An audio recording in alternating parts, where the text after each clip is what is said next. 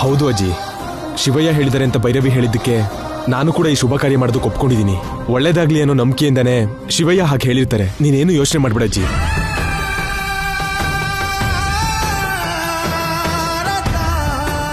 ಆ ಶಿವಯ್ಯನ ಮೇಲೆ ನನಗೂ ಕೂಡ ನಂಬಿಕೆ ಇದೆ. ಸರಿ, ಮುಂದುವರಿಸಿ ಅಂತ ಅಂಜಲಿ ದೇವಿ ತರ ಹೇಳ್ತಾ ಇದೆಯಲ್ಲೇ. ಸೂರ್ಯಕಾಂತಿ ಅವ್ರ ತರ ಎಡಗೈ ತೋರಿಸಿ ಗಲಾಟೆ ಮಾಡಿ ಹೇಳೆ. ಏಯ್ ನಿನ್ನ ಅಜ್ಜಿ ಅಜ್ಜಿ ಅಜ್ಜಿ, ನನ್ ವಿಷಯ ಆಮೇಲೆ, ಮೊದಲು ಅವರಿಬ್ರ ಕಡೆ ಗಮನ ಕೊಡು ಪ್ಲೀಸ್. ಅಮ್ಮ ಕೌಸಲ್ಯ, ಆ ಕೆಲ್ಸ ಎಲ್ಲ ಆಮೇಲೆ ಇಟ್ಕೊಂಡ್ ಮೊದ್ಲು ಇವ್ರಿಬ್ರನ್ನ ರೆಡಿ ಮಾಡಮ್ಮ. ಆಯ್ತು ಅಜ್ಜಿ.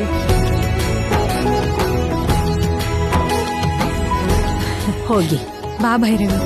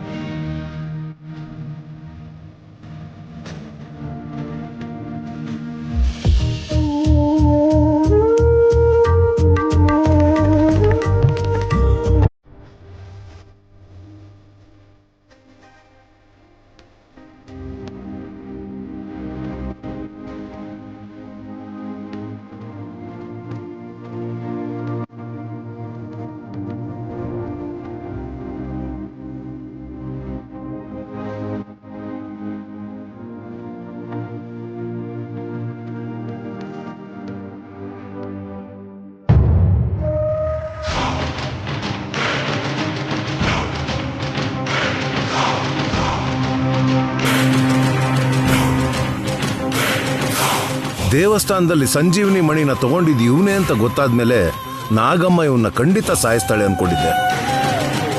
ಸಾಯಿಸದೆ ಬಿಡಲ್ಲ ಅಂತ ಶಬ್ದ ಮಾಡಿದ್ರಿಂದ ಅರ್ಜುನ್ನ ಖಂಡಿತ ಸಾಯಿಸ್ತಾಳೆ ಅನ್ಕೊಂಡಿದ್ದೆ. ತಡ ಮಾಡದೆ ಈಗಲೇ ಬಂದು ಸಾಯಿಸ್ಬಿಡ್ಬೋದಲ್ಲ ನಾಗಮ್ಮ.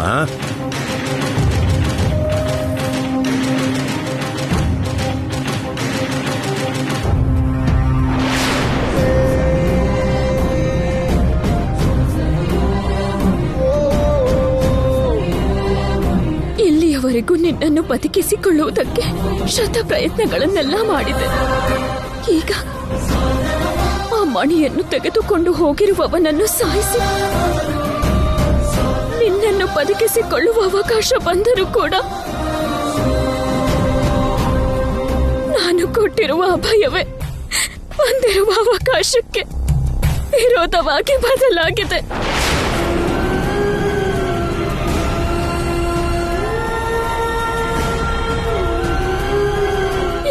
ದುರದೃಷ್ಟವನ್ನು ನಾನೆಂದಿಗೂ ಊಹಿಸಿರಲಿಲ್ಲ ಮಾವ. ಭೈರವಿಗೆ ಮಾತು ಕೊಟ್ಟು ಅವಳ ಜೀವನಕ್ಕೆ ನ್ಯಾಯ ದೊರಕಿಸದೆ ಎಂದು ಭಾವಿಸಿದ್ದೆ. ಆದರೆ ನನಗೂ ನನ್ನ ಜೀವನಕ್ಕೂ ಅನ್ಯಾಯವಾಗುವುದು ಎಂದು ಕೊಟ್ಟಿರಲಿಲ್ಲ ಮಾವ, ಅಂದುಕೊಂಡಿರಲಿಲ್ಲ. ನನಗೆ ಉಪಕರಿಸಿದ ಧರ್ಮ ಅಧರ್ಮಕ್ಕೆ ಸಮಾನ ಎಂದು ಗುರುದೇವ ಬೋಧಿಸಿದ್ದರಿಂದ ನಾನು ಕೊಟ್ಟ ವರಕ್ಕಿಂತಲೂ ನಿನ್ನ ಪ್ರಾಣವೇ ಮುಖ್ಯವೆಂದು ನನಗೆ ಅರ್ಥವಾಯಿತು. ಅರ್ಜುನನ್ನು ಬಿಡುವ ಮಾತೇ ಇಲ್ಲ ಮಾವ. ಬಿಡಲಾರೆ.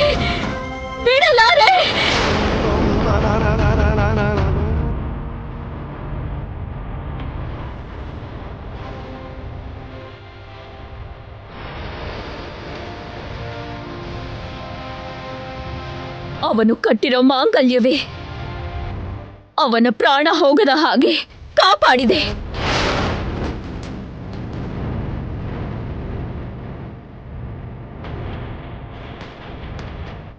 ಈಗ ಯಾರು ಅವನನ್ನು ಕಾಪಾಡಲಾರರು. ಎಲ್ಲಿರುವನು ಅವನು?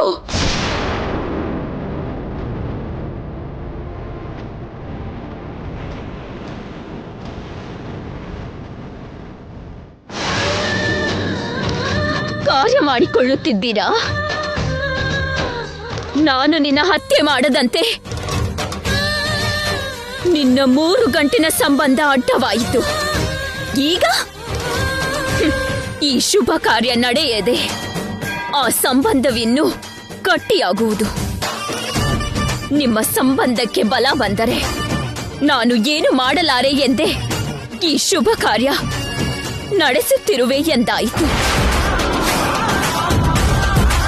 ನಿಮ್ಮ ಸಂಬಂಧ ಬಲವಾಗಲು ಬಿಡೆನು, ಆ ಶುಭ ಕಾರ್ಯ ನಡೆಯಲು ಬಿಡೆನು, ಆ ಅರ್ಜುನನ್ನು ಜೀವಂತವಾಗಿ ಇರಲು ಬಿಡೆನು.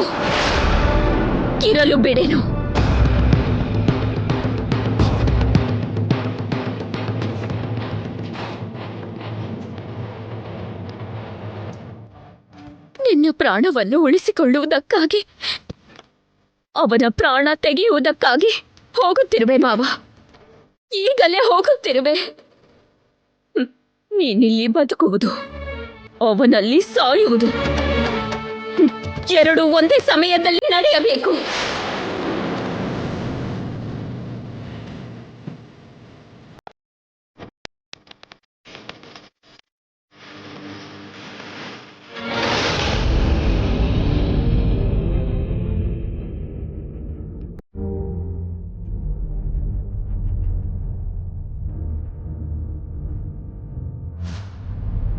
ನನ್ನ ಸನ್ನಿಧಿಯಲ್ಲಿ ಸಾಯಿಸುವುದಿಲ್ಲ ಅಂದಿದ್ದೀನಿ ಎಂದು ನಿನ್ನ ಗಂಡನನ್ನು ಬಿಟ್ಟು ಬಿಡುವೆ ಎಂದುಕೊಳ್ಳುತ್ತಿದ್ದೀಯೇನೋ?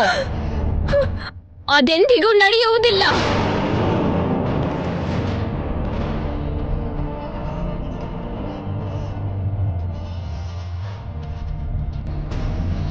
ನಿನ್ನ ಗಂಡನನ್ನು ಸುಮ್ಮನೆ ಬಿಡುವುದಿಲ್ಲ, ಸಾಯಿಸುವುದು ಖಂಡಿತ.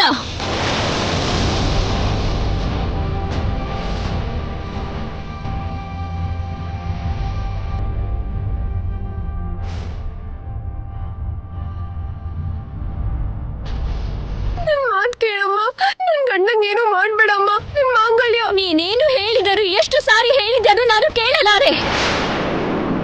ನಿನ್ನ ಪತಿಯನ್ನು ಜೀವಂತವಾಗಿ ಬಿಡುವ ಪ್ರಶ್ನೆಯೇ ಇಲ್ಲ.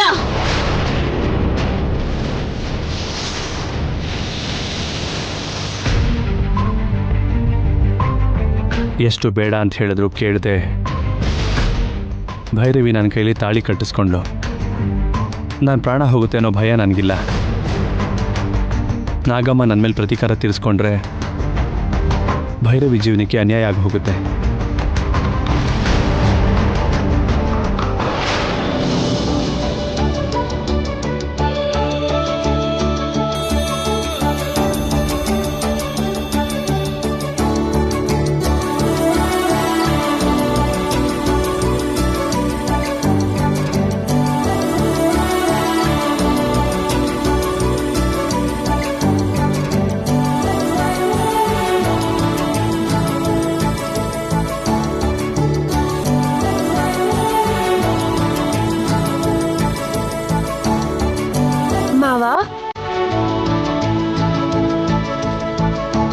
ಮಾವ,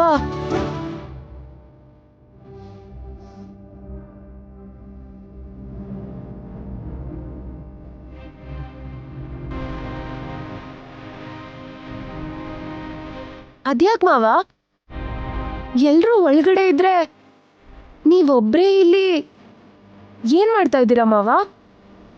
ಏನಿಲ್ಲ ಭೈರವಿ. ಏನಾಯ್ತು ಮಾವ? ಯಾಕೆ ಹೀಗಿದ್ದೀರಾ?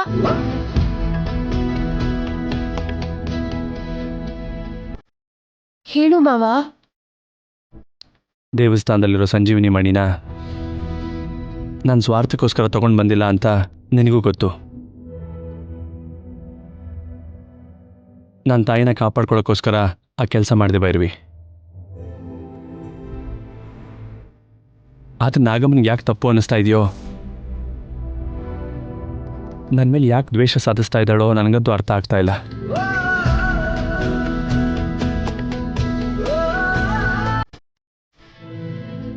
ನಾನು ನಿನಗೆ ತಾಳಿ ಕಟ್ಟಿದ ಮೇಲೂ ಕೂಡ ನಾಗಮ್ಮ ನನ್ನ ಸಾಯಿಸೋಕೆ ನೋಡ್ತಾ ಇದ್ದಾಳೆ. ಇಂಥ ಸಿಚುವೇಶನ್ನಲ್ಲಿ ನಾವು ಶುಭ ಕಾರ್ಯ ಮಾಡ್ಕೊಳ್ಳೋದು ಸರಿ ಅಲ್ಲ ಅನಿಸ್ತಿದೆ ಭೈರವಿ. ನೋಡು ಮಾವ, ಶಿವಯ್ಯ ಹೇಳಿರೋದ್ರಿಂದ ಈ ಶುಭ ಕಾರ್ಯ ಮಾಡ್ಕೋತಾ ಇದೀವಿ ಹೊರತು ನಾವ್ ಇಷ್ಟಪಟ್ಟು ಮಾಡ್ಕೋತಾ ಇಲ್ಲ ಅನ್ನೋ ವಿಷಯ ಮರ್ತೋದ್ಯಾ? ಶಿವಯ್ಯ ಹೇಳಿದ್ದಾರೆ ಸರಿ, ಆದರೆ ಇನ್ನು ಏನ್ ಮಾವ? ಆ ನಾಗಕನ್ಯೆ ಮಾಯ ನನ್ನ ವಶಪಡಿಸ್ಕೊಳ್ದೇ ಇರೋ ತರ ಮಾಡಿದ್ದೆ ಆ ಶಿವಯ್ಯ. ಮಾಯ ನಮ್ಮೆಲ್ಲರನ್ನೂ ಸಾಯಿಸ್ತೀನಿ ಅಂತ ಹೆದರಿಸ್ತಿದ್ರೆ ನನ್ನ ಕೈಲಿ ಪೂಜೆ ಮಾಡಿಸಿ ಮಾಯ ಪ್ರಭಾವದಿಂದ ನಮ್ಮೆಲ್ಲರನ್ನೂ ಕಾಪಾಡಿದ್ದೆ ಆ ಶಿವಯ್ಯ.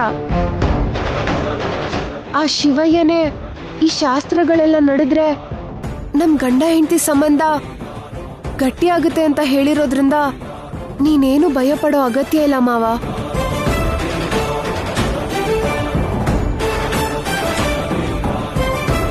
ಏನೋ ನಡೆಯುತ್ತೆ ಅಂತ ಊಹೆ ಮಾಡ್ಕೊಂಡು ನೀನ್ ಈ ತರ ಇರೋದನ್ನ ನನ್ ಕೈಲಿ ನೋಡಕ್ ಆಗ್ತಿಲ್ಲ ಮಾವ.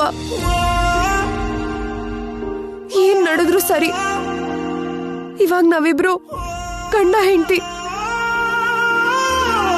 ಸಾವ್ನಲ್ಲೂ ಬದುಕ್ನಲ್ಲೂ ಇಬ್ರು ಸಂವಾಗ ಹಂಚ್ಕೋಬೇಕು.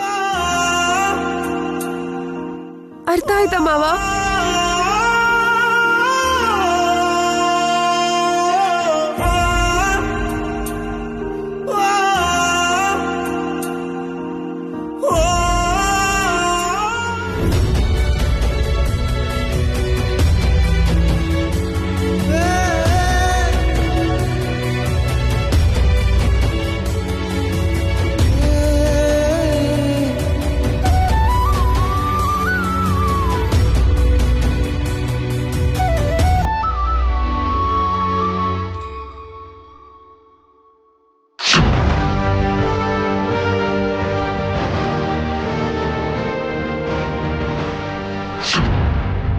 ಇದನ್ನ ತಗೋ ಭೈರವಿ.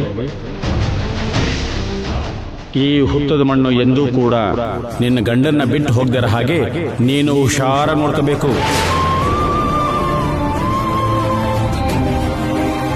ಶಿವಯ್ಯ ಕೊಟ್ಟಿರೋ ಈ ಹುತ್ತದ ಮಣ್ಣು ನಮ್ಮಿಬ್ರನ್ನು ಕಾಪಾಡುತ್ತೆ ಮಾವ.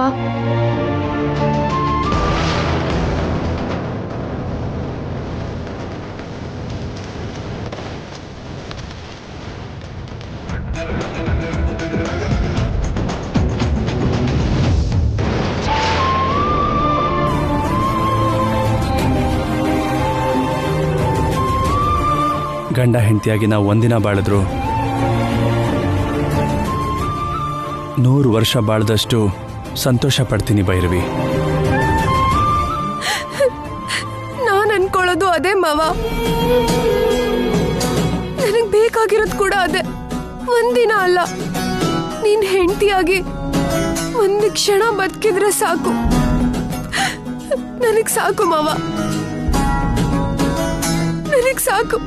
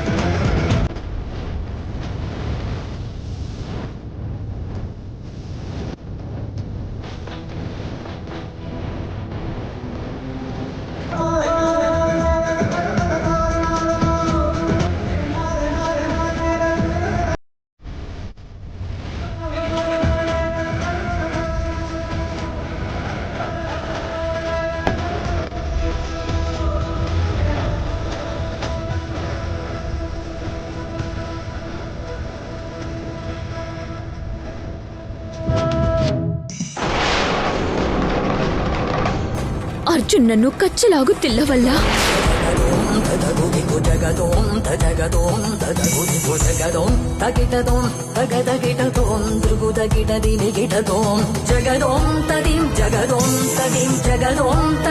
ಇದೇನಿದು? ಅರ್ಜುನನ್ನು ಕಚ್ಚಲಾಗುತ್ತಿಲ್ಲವಲ್ಲ, ಏಕೆ? ತನ್ನ ಸನ್ನಿಧಿಲಿ ಯಾರಿಗೂ ಕೇಡು ಬಯಸಲ್ಲ ಅಂತ ನಾಗಮ್ಮ ಹೇಳಿದಾಳೆ. ನನ್ನ ಪೂಜಿಸೋ ನನ್ನ ಸನ್ನಿಧಿಯಲ್ಲಿ ನಾನು ಯಾರಿಗೂ ಕೇಡನ್ನು ಬಯಸುವುದಿಲ್ಲ. ಅದರಿಂದ ನಾಗಮ್ಮನ ಕೃಪೆಯಿಂದ ಬಂದಿರೋ ಈ ಹುತ್ತದ ಮಣ್ಣು ನಿನ್ನ ಗಂಡನ್ಗೆ ರಕ್ಷಾ ಕವಚ ಆಗುತ್ತೆ.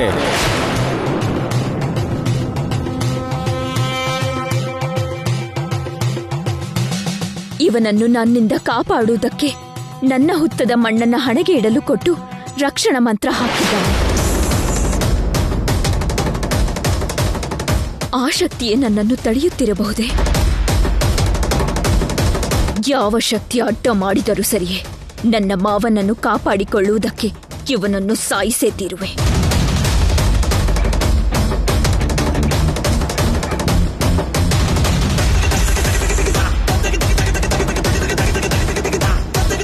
ನನ್ನ ಶಕ್ತಿ ಕೆಲಸ ಮಾಡದಂತೆ ಇವನನ್ನು ಕಾಪಾಡುತ್ತಿರುವರು ಯಾರು? ಯಾರವರು? ಏಕೆ ನನ್ನ ಪ್ರತೀಕಾರವನ್ನು ತೀರಿಸಿಕೊಳ್ಳಲಾಗದಂತೆ ಮಾಡುತ್ತಿರುವರು?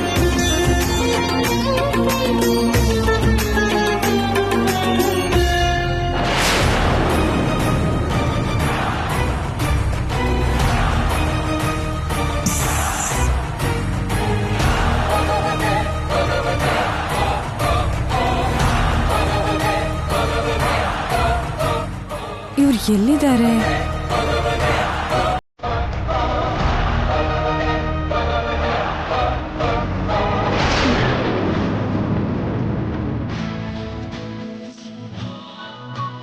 ಹಾ,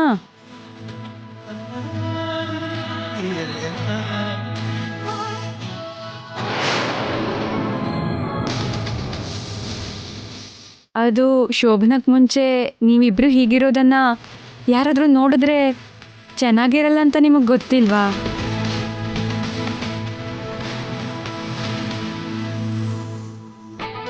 ಅಜ್ಜಿ ನಿಮ್ಮಿಬ್ರನ್ನು ಕರ್ಕೊಂಡ್ ಬಾ ಅಂದ್ರು. ಬನ್ನಿ. ಸರಿ ಅದ್ಗೆ.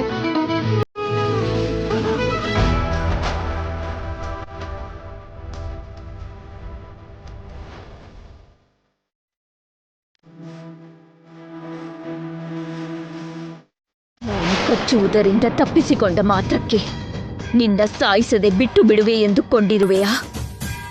ಯಾವುದರ ಮುಖಾಂತರವೂ ನನ್ನ ವಿಷವನ್ನು ನಿನ್ನ ಶರೀರದೊಳಗೆ ಹೋಗುವ ಹಾಗೆ ಮಾಡಿ ನಿನ್ನನ್ನು ಸಾಯಿಸುವೆ. ನೀವಿಬ್ರು ಹೊರಗಡೆ ಏನ್ ಮಾಡ್ತಾ ಇದ್ರಿ? ಅಂದ್ರೆ ಹೊರಗಡೆ ತಣ್ಣಗಿದೆ ಅಂತ. ನಿಮ್ಮಿಬ್ರಿಗೂ ಮೊದಲು ಪೂಜೆ ಮಾಡ್ಬೇಕು. ಬನ್ನಿ ಬನ್ನಿ. ಬಾ.